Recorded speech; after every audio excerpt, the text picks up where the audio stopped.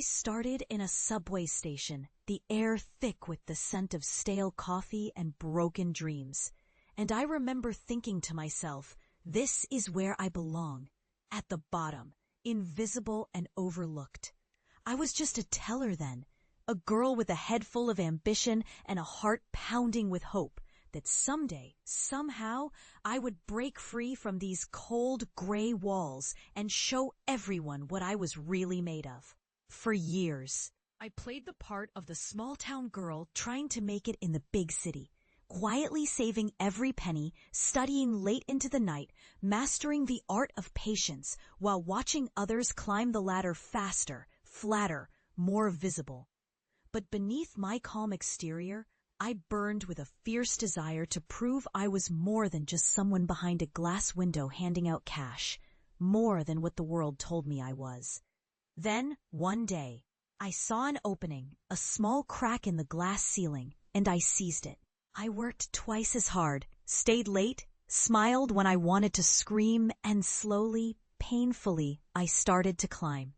I remember the day I was promoted to senior bank executive, my name finally on the official roster, a moment of triumph that felt like a victory over every doubter, every whisper that I didn't belong.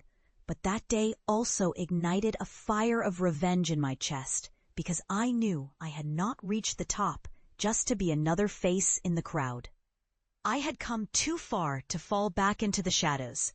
I had uncovered secrets, hidden accounts, corrupt managers, schemes to sabotage hard-working women like me.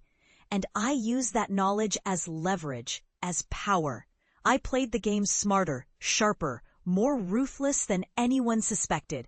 I built my wealth in silence, investing millions in secret ventures and little-known startups, accumulating a fortune that no one could trace back to me until I was ready. It was a dangerous dance, but each step I took was deliberate, strategic, driven by a need for justice and revenge that gnawed at my soul. And then I saw him. Not just a man I loved, but someone I trusted in the deepest way. My husband, my partner, the one I thought would stand beside me through everything. I believed in us, in the promise of a future built on shared dreams and mutual respect.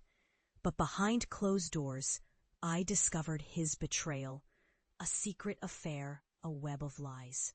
Cleverly hidden until I stumbled upon it one rainy evening when I found a receipt in his coat pocket, details of late-night rendezvous, whispered promises that shattered my world. The betrayal cut deeper than any financial loss, because he had lied about everything, about us, about loyalty. It was the ultimate act of treachery, a betrayal that made me question my worth and the foundation of everything I had worked for. Yet even amid the pain, I saw an opportunity. I decided not to crumble, but to strike back with cold precision. I filed for divorce, not out of rage, but as a calculated move, stripping him of any claim to my empire and my future. I knew how to turn the tables, how to use his own greed against him. In the grand courtroom, I looked him straight in the eyes and declared my independence, my strength, my victory. But revenge is a double-edged sword. It comes with a price, a toll on your soul and your sense of morality. I wrestled with the darkness inside me, knowing I could have destroyed him entirely, but instead, I chose to build something better. I restructured my will, cutting out the influence of his family, those who wanted to control my wealth and diminish my achievements. I sealed my independence with legal language, ensuring no one could ever manipulate me again. My family disowned me at first, claiming I had forsaken my roots, chasing greed and power. But now they come back, humbled and begging for advice, asking how I turned pain into power, betrayal into strategy. I see the regret in their eyes, and I smile silently because I know I have finally won. I lost everything in a market crash once, My investments wiped clean in an instant, leaving me with nothing but a hollow sense of despair. But I refused to stay defeated. I woke before dawn, studied the markets, made calculated moves. And by the time the city's first light broke through the skyline, I had rebuilt my empire, stronger, smarter, more ruthless than before. I learned that true power isn't just about money, it's about control, about rewriting your story on your own terms, even after the darkest nights.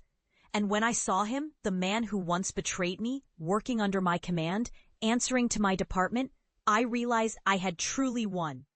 I had turned his deception into my advantage, and now I hold the reins, not just of my wealth, but of my destiny. If you love Helena's journey, like and subscribe to join her next chapter, because this story isn't over. Power, revenge, justice, they are only the beginning.